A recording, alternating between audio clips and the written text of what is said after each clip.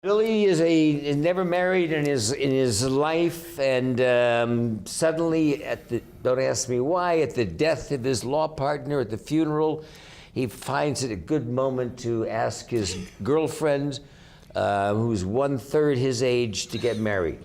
And his best buddies, because he comes from Flatbush, these gentlemen, he gives them a call to tell them they're getting married, and we meet in Las Vegas. And we have a couple of issues that are unresolved, but otherwise we have a hell of a good time. Archie is a retired policeman. He's had a mild stroke. He has a sort of an overweening son. Weaning? Overweening. That is, he's overprotective. Oh.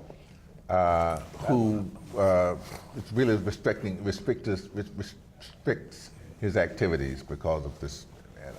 So when Billy calls and says he's getting married, you guys, he has to use subterfuge to get out of the house.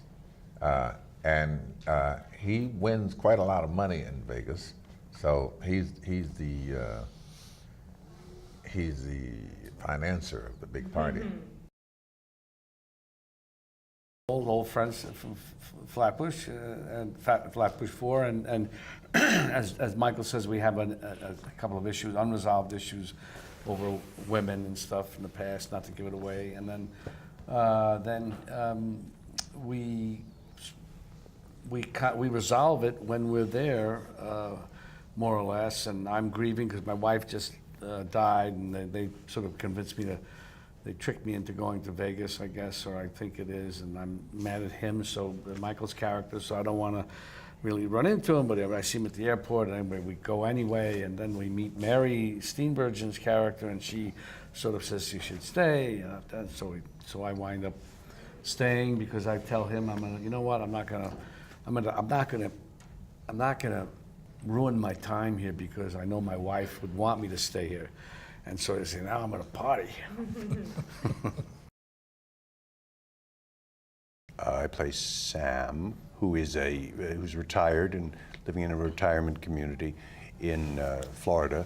And it's pretty clear from the get-go he's retired somewhat prematurely and is bored. And his wife of 40 years, kind of, when this opportunity arises to go see his old dear friends, she encourages him to go, and not only that, but encourages him to try to find his spark and sort of gives him a hall pass, which doesn't happen in life, but it does happen in movies. And hilarity ensues. He's sort of crazy and looking for fun, but he learns some things about himself, and things happen to him, and Would you call him a dork? He's a little dorky. He's funny. Yeah. He's a little goofy. He's a little lost. He's a little, but he grows up, and it's about time, I think. I think all four of the characters come away at the end having come into some sort of reckoning with reality, with who they really are, and how important their friendship is, and my character realizes how important I don't want to give it away, it's a spoiler alert, how important nothing, how important, never mind.